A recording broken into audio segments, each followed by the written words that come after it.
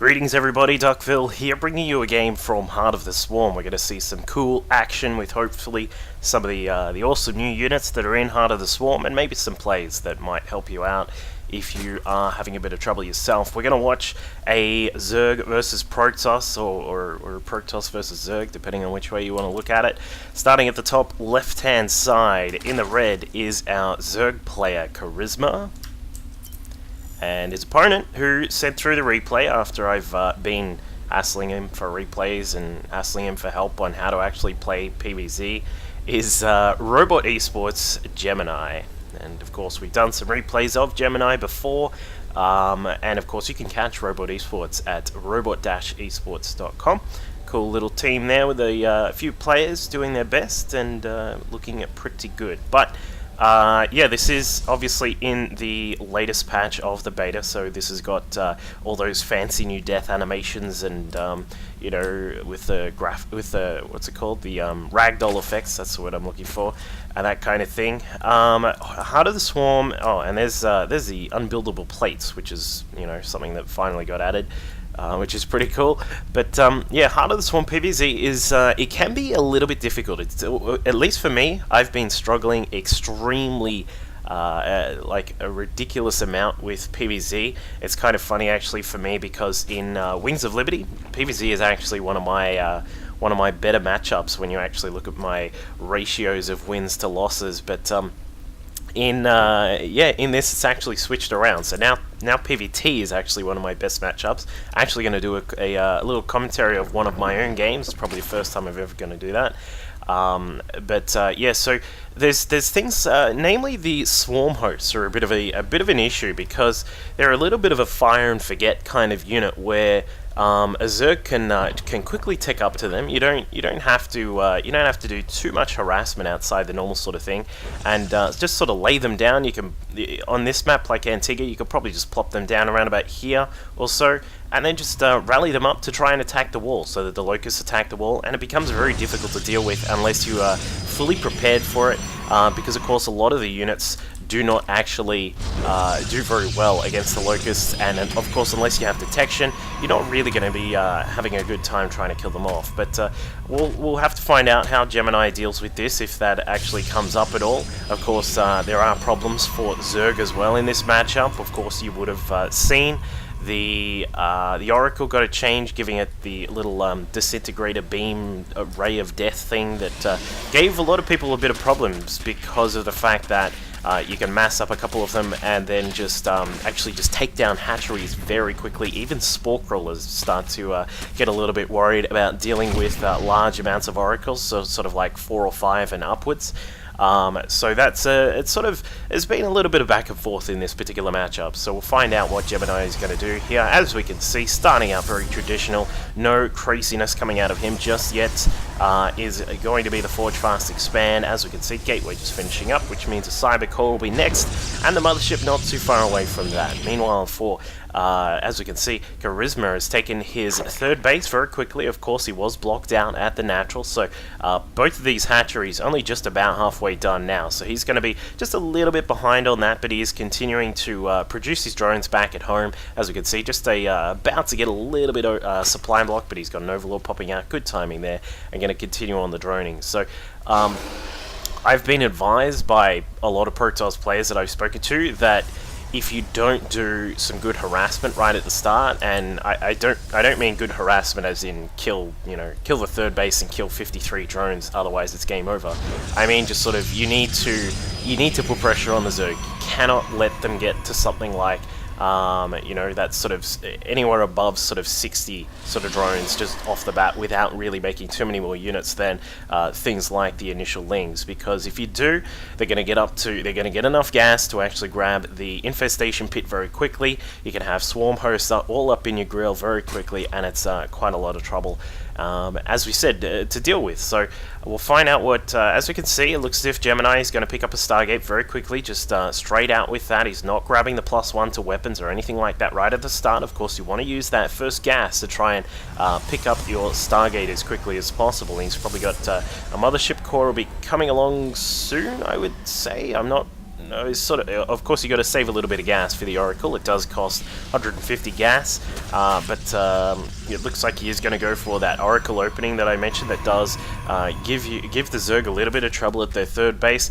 Of course, an easy way to deal with this is a lot like how you would defend against any sort of Phoenix and Void Ray based openings, where you would just grab either 1, 2 Spore Crawlers, depending on how safe you want to be, maybe an extra Queen or 2 out and about, and you shouldn't have too much trouble. It's sort of dependent on how dedicated the Protoss is going to get in terms of making the Zerg squirm with regards to how far you push the Oracle count, and if you add any extra units to bring along with it. As we can see, there are 2 at the moment. They've got a little bit of energy building up here. The Pulsar Beam drains 2 energy per second, dealing 25 damage per second. For those of you playing at home, of course, I am just sort of I'm just sort of going over what some of these things do, because I know not everyone has got the beta just yet, so you may not have a complete grasp on what's going on. So I'm just going to mention those sorts of things. If you do have beta and you're like, Duckville, shut up, I know how that works, just, you know, bear with me, guys. So you will, one little cool thing which I noticed on the minimap, which has only just been added in the latest patch, is the fact that, as you can see down here, anything that's being attacked actually flashes white on the map. It's very cool. And of course, adding to that is the fact that if any nuclear launches go off, they'll get pinged for observers, such as the spectators like me in this replay. Well, I believe for people watching the replay, like, that makes sense.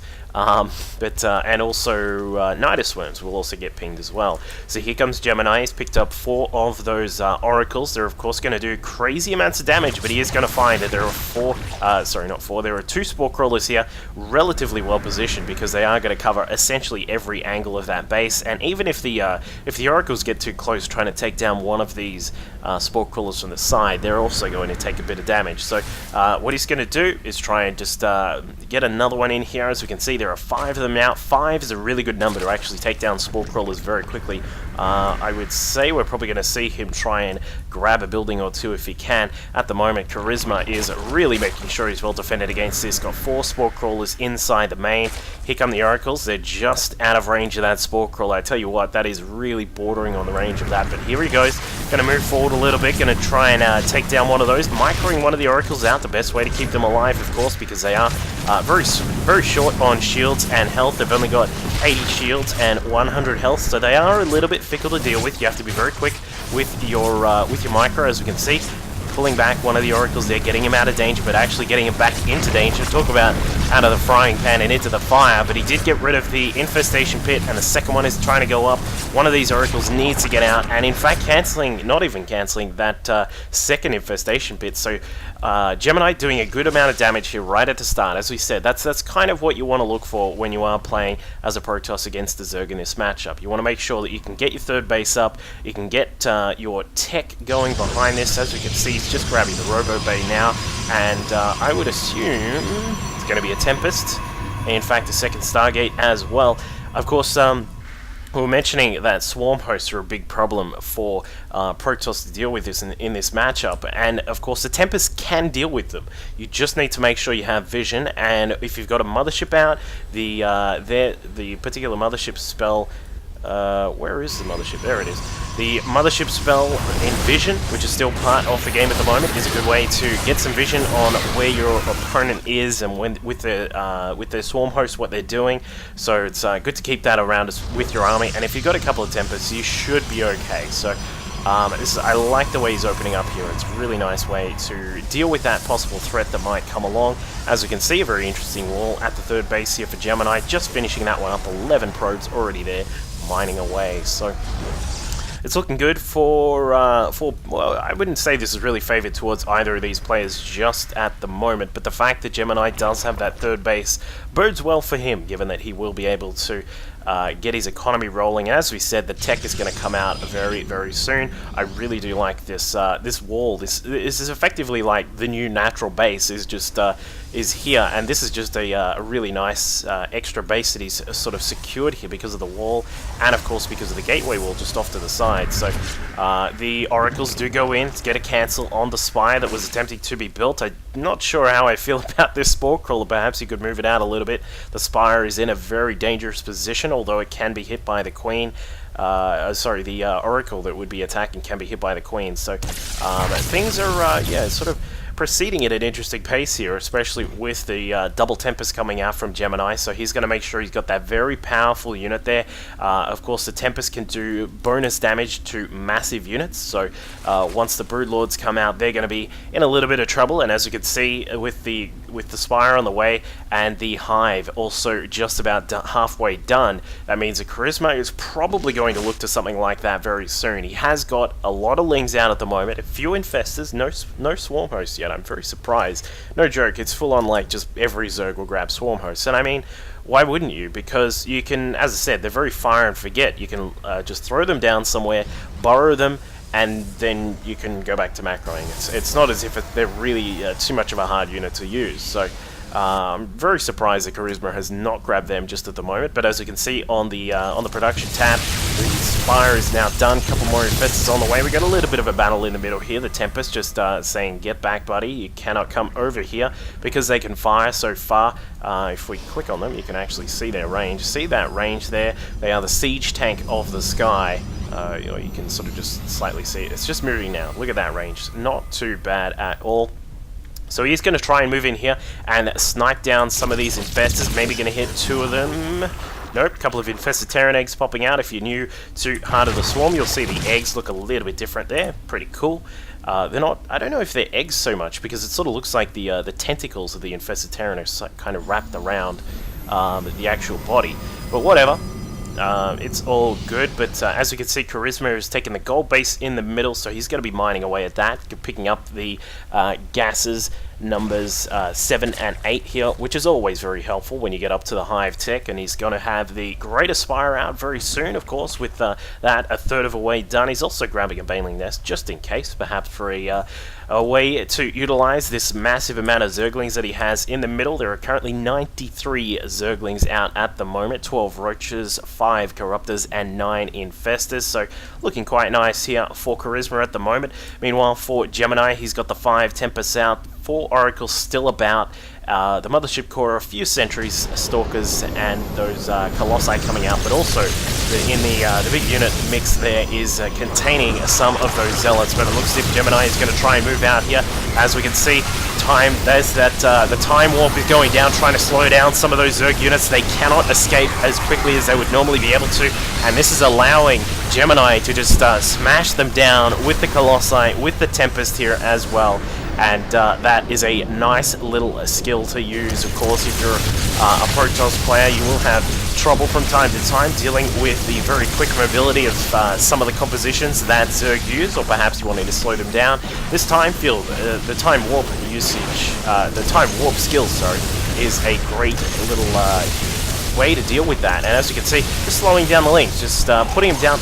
The Lings are on creep, they're still very slow. But now the Colossi are going to take some of the damage here. There are a bunch of Infested Terrans which are being thrown out. Corruptors also trying to deal with the large amount of Tempests here. There is a massive battle going on here, folks, and this is looking reasonable for CharismA. I mean, he's going to have the very quick resupply very soon. 36 Lings on the way. Not sure how well that's going to go, but with the Broodlords up in the air, the Infestors, and Roaches on the ground, I think he should be able to fend this off. And with 1 Tempest remaining, this is not going to have a good day at all. This guy is going to go down, I would say, to the Corruptors.